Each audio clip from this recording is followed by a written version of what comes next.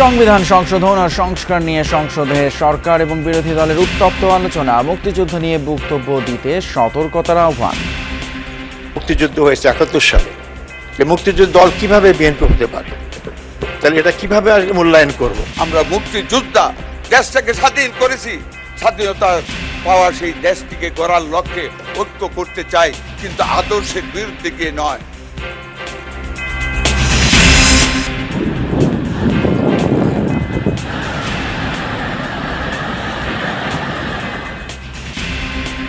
প্রবল বর্ষণ, পাহাড়ি ঢলে সুনামগঞ্জ হবিগঞ্জে বাঁধে ভাঙন, বিভিন্ন স্থানে ঝড়ো হাওয়া, বৃষ্টি, ৫ জেলায় বন্যার পূর্বাভাস। এইগুলো সব ডুবতেছে, অটোমেটিক ডুবতেছে বৃষ্টির পানিতে। ৪,০০০ একর জমি নষ্ট হয়েছে। হাওয়া খুব খারাপ, ভয় করলে কি হবে? তাও তো গরু বাছুরের খাওয়া লাগবো। ৩টি জেলায় চাষিদের সহায়তা দেবে সরকার। 3টি জেলার সহ ময়মনসিংহের কিছু অঞ্চল তাদেরকে লোকেট করে আগামী 3 মাস আমরা তাদেরকে চেষ্টা করব সরকারের পক্ষ থেকে সহযোগিতা দেওয়ার জন্য। জ্বালানির পর এবার ভোজ্য তেলের দাম বৃদ্ধির ধাক্কা। বোতলজাত এবং খোলা সয়াবিন বাড়ল ৪ টাকা। এখনো লোকসান গুনতে হবে দাবি আমদানিকারকদের। কয়েক হাসপাতাল ঘুরে তারপর ভর্তি হতে পারছেন হামে আক্রান্তরা। আইসোলেশনের ব্যবস্থা করতে না পারায় ছড়িয়েছে ভয়াবহ মাত্রায়। এখানে আসার পরে হামের লক্ষণ বুঝতে পারছে, কিন্তু আগে থেকে বুঝতে পারিনি। ব্রাক্ষবিধি কোনো কে জানি হাসপাতাল আছে, অনে যান গেলে যদি অনে আইসিইউ থাকে অনে রাখবো, যদি না থাকে তাহলে এখানে চলে আসবেন।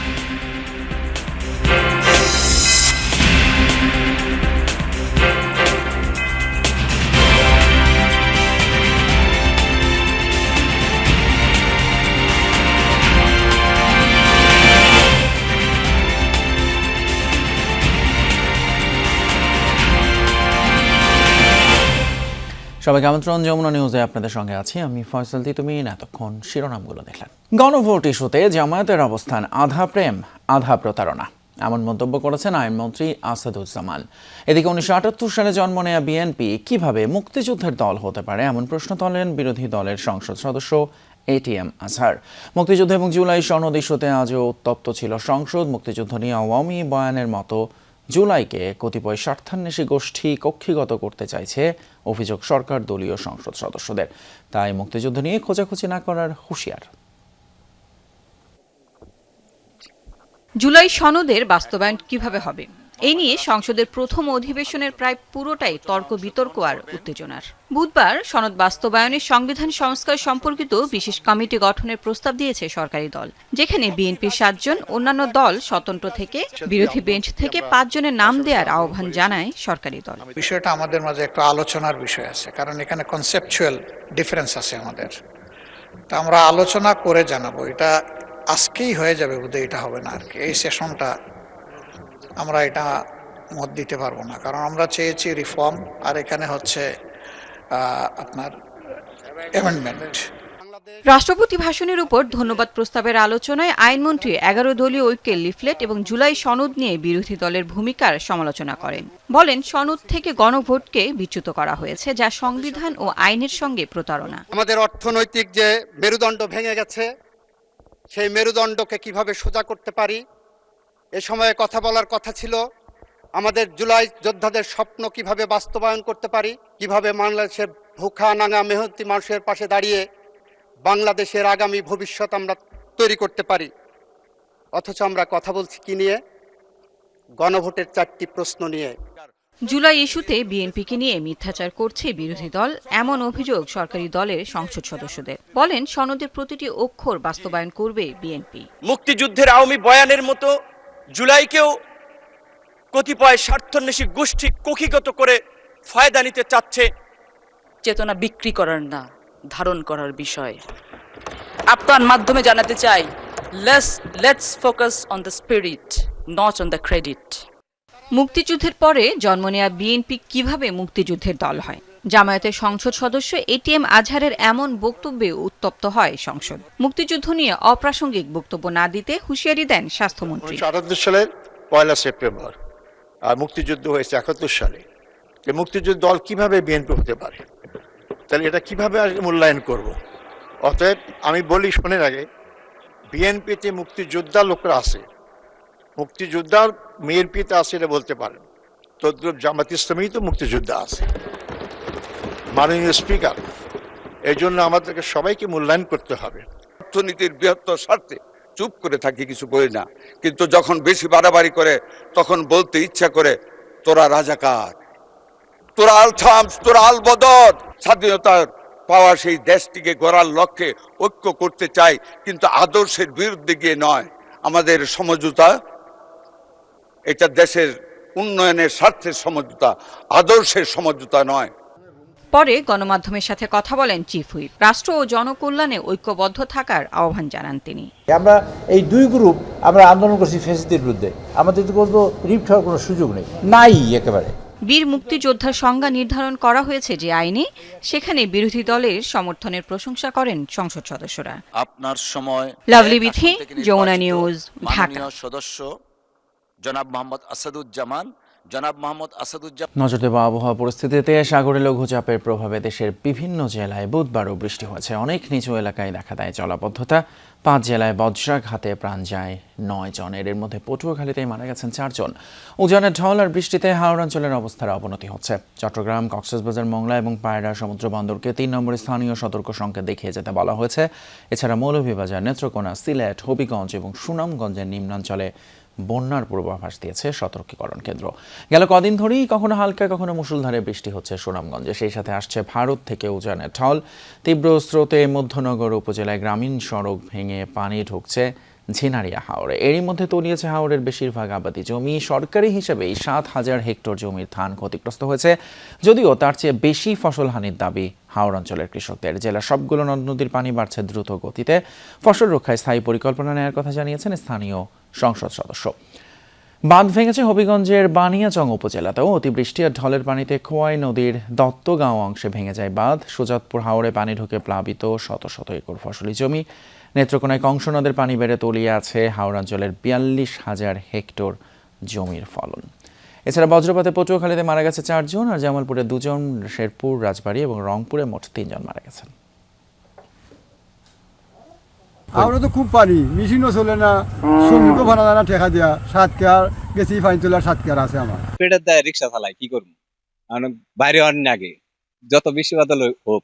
সুন্দর পরিকল্পনা নিয়ে আমাদের মাননীয় প্রধানমন্ত্রী বলছেন নদী খনন এবং হাওর খনন, এটাকে দ্রুতই করতে হবে। প্রশাসনের সহযোগিতায় যারা পিএসসি কাজগুলো করেছেন তারাও তাদের কাজগুলো মনিটরিং করতেছে, যাতে কোনোভাবে এই বাঁধগুলো ভেঙে না যায়। টানা বৃষ্টিতে চট্টগ্রামের প্রবর্তক এলাকায় সৃষ্ট জলাবদ্ধতা সরেজমিনে পরিদর্শন করেছেন স্থানীয় সরকার, পল্লী উন্নয়ন ও সমবায় প্রতিমন্ত্রী মীর শাহে আলম। বুধবার সন্ধ্যায় হিজরা খাল এবং আশপাশের এলাকা ঘুরে দেখেন তিনি। পরিদর্শন শেষে আগামী 5 দিনের মধ্যে খাল, নালায় নির্মিত সব ধরনের বাঁধ অপসারণের নির্দেশ দেন। আগামী দিনগুলোতে এবং বর্ষা মৌসুমে যাতে জলাবদ্ধতা না হয় এবং চট্টগ্রাম নগরবাসী যাতে স্বস্তিতে বসবাস করতে পারে, এ ব্যাপারে আমরা প্রয়োজনীয় পদক্ষেপ নেব ইনশাআল্লাহ। সকাল থেকে ঝুম বৃষ্টিতে ভিজেছে রাজধানী। এমন মুষলধারে বৃষ্টিতে স্বস্তি মিললেও সড়কে মানুষকে পড়তে হয় চরম ভোগান্তিতে। সবচেয়ে বেশি দুর্ভোগে পড়েন অফিসগামী মানুষ ও শিক্ষার্থীরা। দমকা হাওয়ার থেমে থেমে বৃষ্টি নগরবাসীর জীবনে কিছুটা স্বস্তির পরশ বুলিয়ে যায়। তবে খানাখন্দ আর জলাবদ্ধতার কারণে বিপাকে পড়তে হয় পথচারীদের। যানজটেও নাকাল হয়েছেন অনেকে। আবহাওয়া অফিস বলছে সহসাই কমছে না ভারী বৃষ্টিপাত, কালবৈশাখী ঝড়, বজ্রপাত। শুধু ঢাকা নয়, 8 বিভাগে আগামী 4-5 দিন চলবে এমন। দেশের সকল নদী বন্দর ও সমুদ্র বন্দরে 3 নম্বর সতর্কতা সংকেত দেখিয়ে যেতে বলা হয়েছে। পরবর্তী নির্দেশ না দেওয়া পর্যন্ত মাছ ধরা ট্রলারগুলোকে উপকূলের কাছাকাছি থাকতে বলা হয়েছে। তবে 5 মে থেকে বৃষ্টিপাত কমতে শুরু করবে, বাড়বে তাপমাত্রা। গাড়িগুলো তো রাস্তাটা চলতেছে না, যে কারণে আমাদের চলাচল করতে অনেক কষ্ট হচ্ছে। গণপরিবহনের সংকট পড়লেও আমরা যদি অ্যাপসের মাধ্যমে যে উবার বা পাঠাও বা বাইকের জন্য যে ট্রাই করি, এই সময় আসলে তাদেরকেও পাওয়া যায় না। কালবৈশাখী সতর্কবার্তা, বাড়ি বর্ষণের সতর্কবার্তা, সমুদ্র বন্দরের সতর্কবার্তা এবং এই 3টা আগামী মিনিমাম কয়েকদিন, 4 থেকে 5 দিন সেটা বলবৎ থাকতে পারে, ধারণা করা যায় সারা দেশে। হাওর বেষ্টিত 3 জেলায় ক্ষতিগ্রস্ত কৃষকদের আগামী 3 মাস সহায়তা দেবে সরকার। জাতীয় সংসদে প্রশ্নোত্তর পর্বে কথা জানিয়েছেন প্রধানমন্ত্রী তারেক রহমান। চট্টগ্রাম নগরীর জলাবদ্ধতা নিরসনেও দ্রুত ব্যবস্থা নেওয়ার কথা জানান তিনি। বুধবার প্রধানমন্ত্রীর জন্য নির্ধারিত প্রশ্নোত্তর পর্বের পর জরুরি জনগুরুত্বপূর্ণ বিষয়ে মনোযোগ আকর্ষণে গৃহীত নোটিশের আলোচনায় উঠে আসে হাওড় এলাকার প্রবল বৃষ্টি আর বন্যার ক্ষতি পোষানোর ইস্যু। নিজে থেকেই সংসদ নেতা জানান, সুনামগঞ্জ সহ 3 জেলার ক্ষতিগ্রস্ত কৃষকদের সহায়তা দেবে সরকার। এছাড়া ফ্যামিলি কার্ড বাস্তবায়নে মূল্যস্ফীতি বাড়বে না, বরং কমবে বলেও জানান তিনি। এছাড়া রাজধানীর উপর চাপ কমাতে দেশের সকল অংশে নাগরিক সুযোগ সুবিধা পৌঁছে দেওয়ার কথাও জানান প্রধানমন্ত্রী। বলেন, নিরাপদ, বৈষম্যহীন ও জলবায়ু সহিষ্ণু বাংলাদেশ গড়ার কাজ করছে সরকার, যেখানে নারী ও শিশুরা হবে টেকসই উন্নয়নের সম অংশীদার। বর্তমান সরকার বিভিন্ন শিল্পায়ন গড়ে তোলার লক্ষ্যে দেশের বিভিন্ন জায়গায় বিশেষ শিল্পায়িত অঞ্চল গড়ে তোলার চেষ্টা করছে। একই সাথে আমরা চেষ্টা করছি দেশের বিভিন্ন জায়গায় চিকিৎসা সেবাও গড়ে তুলতে এবং দেশের বিভিন্ন জায়গায় আমাদের আগামী ভবিষ্যৎ প্রজন্মদের লেখাপড়ার জন্য ধীরে ধীরে ভালো শিক্ষা প্রতিষ্ঠান গড়ে তোলার জন্য। আমরা মনে করি এই সুবিধাগুলো যদি আমরা গড়ে তুলতে পারি, তাহলে মানুষ কম উৎসাহিত হবে ঢাকা শহরে আসার জন্য। লিটারে 4 টাকা বাড়ল সয়াবিন তেলের দাম। খোলা তেলের নতুন দাম 179 টাকা, আর বোতলজাত সয়াবিনের দাম নির্ধারিত হয়েছে 199 টাকা। ভোজ্য তেল আমদানিকারক এবং ব্যবসায়ীদের সাথে বৈঠকের পর নতুন দর ঘোষণা করেন বাণিজ্যমন্ত্রী। ইরান যুদ্ধের ডামাডোলে যখন জ্বালানি তেল নিয়ে দেশ জুড়ে হাহাকার, সরবরাহ সংকটের অজুহাতে বাজার থেকে উধাও হয়ে যায় বোতলজাত সয়াবিন তেল। আন্তর্জাতিক বাজারে দাম বৃদ্ধির কথা বলে প্রতি লিটার সয়াবিন তেলের দাম 12 টাকা বৃদ্ধির প্রস্তাব দেয় ভোজ্য তেল পরিশোধন কারখানার মালিকদের সংগঠন। বুধবার সচিবালয়ে সংগঠনটির প্রতিনিধিদের সাথে বৈঠক শেষে প্রতি লিটার সয়াবিন তেলের দাম 4 টাকা বাড়ানোর সিদ্ধান্তের কথা জানান বাণিজ্যমন্ত্রী। ব্যবসায়ীদের দাবি, নতুন দামেও লোকসান থাকবে তাদের, কিন্তু জনস্বার্থ বিবেচনায় কোরবানির ঈদ পর্যন্ত মেনে নিয়েছেন সরকারের সিদ্ধান্ত। আমার মনে হয় ঈদের পরে মাননীয় মন্ত্রী জিনিসটা ভালোভাবে দেখে এইটাকে ঠিক করে না দেয়, তাহলে হয়তো ব্যবসায়ীরা কি করবে, তারা প্রাইভেট সেক্টর ব্যবসায়ী, তারা তো আসলে ব্যবসার প্রভাব কমিয়ে দেবে। আমদানির প্রক্রিয়ায় যে ধরনের বাড়তি খরচ যোগ হয়, সেই সমুদয় মূল্য একসাথে করে আমরা দেখেছি যে তাদের কথার মধ্যে যথার্থতা আছে। তলানিতে থাকা অর্থনীতিতে বড় বিনিয়োগ নিশ্চিত করতেই বড় বাজেট দিচ্ছে সরকার। রাজস্ব পরামর্শক সভায় এমন মন্তব্য অর্থমন্ত্রী আমির খসরু মাহমুদ চৌধুরীর। মধ্যপ্রাচ্য ইস্যু ঘিরে জ্বালানি সংকটে ধুঁকছে উৎপাদন খাত, আমদানি রপ্তানিতেও নেই সুখবর, রাজস্ব আদায় হচ্ছে না কাঙ্ক্ষিত পর্যায়ে।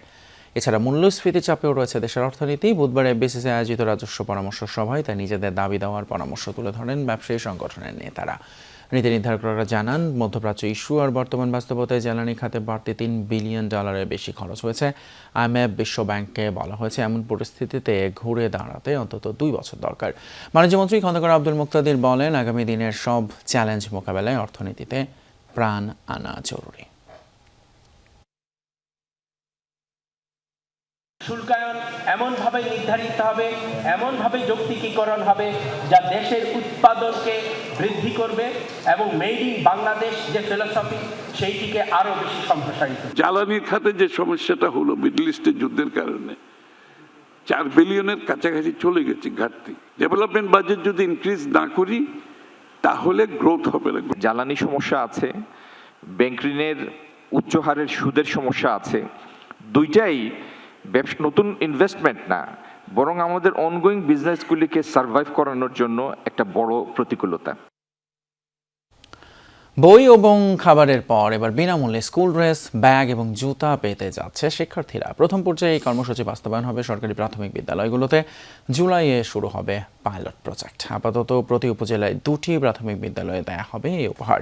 বিএনপি নির্বাচনী ইস্তেহারে অঙ্গীকার ছিল বিদ্যালয়ের শিক্ষার্থীদের জন্য বিনামূল্যে পোশাক, ব্যাগ আর জুতা বিতরণের।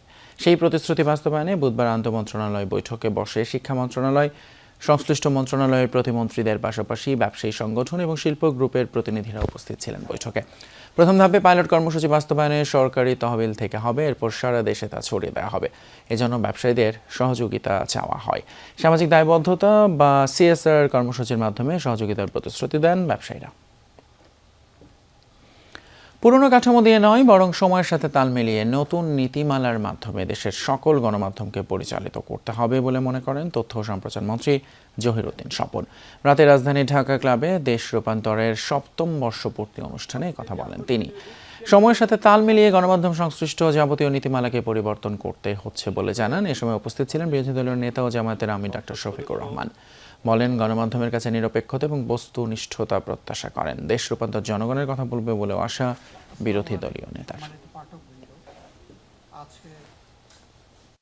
এই সময়ের সঙ্গে তাল মিলিয়ে সময় উপযোগী করে আমাদেরকে নতুন নীতিমালা, নতুন কাঠামো, নতুন প্রযুক্তি, নতুন জ্ঞান, নতুন জনবল, নতুন দক্ষতা এবং নতুন মনোজগৎ তার মধ্যে প্রবেশ করতে হবে। দেশটাকে রূপান্তরিত করার জন্য অবশ্যই ভালোর দিকে, খারাপের দিকে না, তারা স্বচ্ছ ভূমিকা রাখবেন। আমি কারো কাছে নিরপেক্ষতা আশা করি না, নিরপেক্ষতা আমার কাছে মিনিংলেস, বরঞ্চ আমি বস্তুনিষ্ঠতা আশা করি। বৃহস্পতিবার জাতীয় সংসদের সংরক্ষিত নারী আসনে 49 জন মনোনীতের গেজেট প্রকাশ করবে ইসি। বুধবার মনোনয়ন প্রত্যাহারের শেষ দিনে কেউ আবেদন না করায় বৈধ প্রার্থীর তালিকা প্রকাশ করে কমিশন, যেখানে বিএনপি জোটে 36, জামায়াতের নেতৃত্বাধীন জোটের 12 জন এবং স্বতন্ত্র প্যানেলের একজন প্রার্থী রয়েছে। এদিকে হাইকোর্টের নির্দেশনা অনুযায়ী এনসিপি নেত্রী নুসরাত তাবাসসুমের মনোনয়নপত্র জমা নিয়েছে ইসি। 2 মে যাচাই বাছাই। এদিকে ভোট গ্রহণের তারিখ 12 মে থাকলেও 50 জনের বেশি প্রার্থী না থাকায় ভোটাভুটির প্রয়োজন পড়ছে না, তাই বৃহস্পতিবারই গেজেট প্রকাশ করছে কমিশন। জানাবো দেশের হাম পরিস্থিতির খবর। হাম আক্রান্তের সংখ্যা ভয়াবহভাবে বেড়েই চলেছে। যদিও বুধবার রাজধানীতে বৃষ্টির কারণে রোগী ভর্তির হার কিছুটা কম বলে জানায় ডিএনসিসির কোভিড ডেডিকেটেড হাসপাতালের প্রশাসনিক কর্মকর্তা ডাক্তার আসিফ হায়দার। বেশিরভাগ রোগী আগে কয়েকটি হাসপাতাল ঘুরে এই হাসপাতালে ভর্তি হয়েছেন। এর ফলে সংক্রমণ আরও ছড়িয়েছে বলে মনে করছেন চিকিৎসকরা। মহাখালী ডিএনসিসি কোভিড হাসপাতালটি এখন হাম আক্রান্তদের চিকিৎসা দিচ্ছে। এই মুহূর্তে এখানে ভর্তি আছেন 398 জন। হামের উপসর্গ নিয়ে 24 ঘন্টায় ভর্তি হয়েছে 114 জন শিশু। বুধবার সকাল থেকে অবশ্য বৃষ্টির কারণে ভর্তির চাপ খানিকটা কম ছিল। ঢাকার বাইরে বিভিন্ন জেলা থেকে হাম আক্রান্ত হয়ে শিশুরাও ভর্তি হয়েছে এই হাসপাতালে। তবে বেশিরভাগ ক্ষেত্রে চিকিৎসার সমন্বয়ের ঘাটতি দেখা গেছে, কারণ দেশের বেশিরভাগ হাসপাতালে হাম আক্রান্তদের জন্য আলাদা ব্যবস্থা করা যায়নি। ডিএনসিসির এই হাসপাতালে এখন পর্যন্ত হাম আক্রান্ত হয়ে মারা গেছে 16 জন। সারা দেশে এই সংখ্যা 273। মৃতদের অধিকাংশের বয়স 2 বছরের নিচে এবং তাদের টিকা দেয়া ছিল না বলে জানান চিকিৎসকরা। এদিকে হামে আক্রান্ত শিশুদের 74% কোনো টিকা নেয়নি এবং 14% মাত্র 1 ডোজ টিকা নিয়েছে বলে জানিয়েছে স্বাস্থ্য অধিদপ্তর। বুধবার এক ব্রিফিংয়ে অধিদপ্তরের মহাপরিচালক জানান, দেশে গত 24 ঘন্টায় সন্দেহজনক হামে আক্রান্ত হয়েছেন 1318 জন, যার মধ্যে 88 জনের শরীরে রোগটির বিষয়ে নিশ্চিত হওয়া গেছে। এছাড়া এই সময় সন্দেহজনক হামে আক্রান্ত হয়ে একজনের মৃত্যু হয়। গত 24 ঘন্টায় নিশ্চিত হাম রোগীর সংখ্যা 88। 15/3/2026 থেকে অদ্যাবধি মোট নিশ্চিত হাম রোগীর সংখ্যা 4954। 24 ঘন্টায় মৃত্যুর সংবাদ নেই। কনফার্ম যে হামের কেস কনফার্ম, এখানে দেখেছি আমরা যে এর মধ্যে 74% আপনার টিকা পাই নাই, দেন ফার্স্ট ডোজ পেয়েছে, এরকম আমরা পেয়েছি যে আপনার 14%। চাঁপাইনবাবগঞ্জের শিবগঞ্জে জ্বালানি তেল নেয়াকে কেন্দ্র করে 2 গ্রামের মধ্যে সংঘর্ষে উভয় পক্ষের 10 জন আহত হয়েছেন। বুধবার সকালে মির্জা ফিলিং স্টেশন এলাকায় বা রশিয়া গ্রাম এবং দাদনচক গ্রামের লোকজনের মধ্যে সংঘর্ষ হয়। পুলিশ জানায়, তেল নেয়াকে কেন্দ্র করে 2 গ্রামের 2 যুবকের মধ্যে কথা কাটাকাটি ও হাতাহাতি ঘটে। এ জের ধরে 2 পক্ষের লোকজন আবারও সংঘর্ষে জড়ায়। এ সময় কয়েকটি ককটেল বিস্ফোরণ ঘটে, এতে উভয় পক্ষের অন্তত 10 জন আহত হয়। খবর পেয়ে পুলিশ ঘটনাস্থলে পৌঁছে পরিস্থিতি নিয়ন্ত্রণে আনে। পরে স্থানীয় চেয়ারম্যান উপজেলা প্রশাসনের মধ্যস্থতায় সমাধান করা হয়। যুক্তরাষ্ট্রের ফ্লোরিডায় 2 বাংলাদেশি শিক্ষার্থী লিমন এবং বৃষ্টি হত্যাকাণ্ডে গ্রেপ্তার হিশাম আবু গারভেকে জামিনবিহীন পুলিশি হেফাজতে রাখার নির্দেশ দিয়েছেন আদালত। এ সময় তিনি সাক্ষী এবং ভুক্তভোগী পরিবারের সদস্যদের সাথেও সাক্ষাৎ করতে পারবেন না।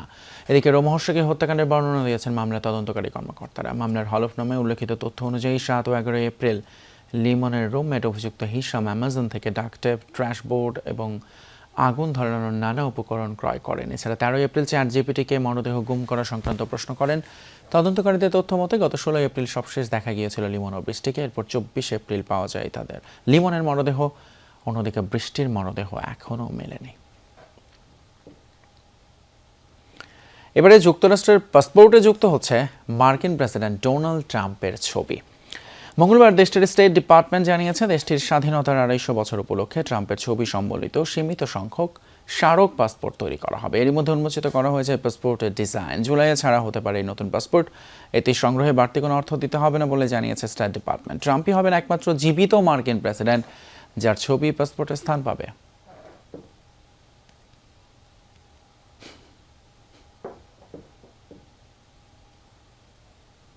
এই ছিল যমুনা নিউজ এখনকার মতো। এতক্ষণ সাথে থাকার জন্য ধন্যবাদ আপনাদের সবাইকে।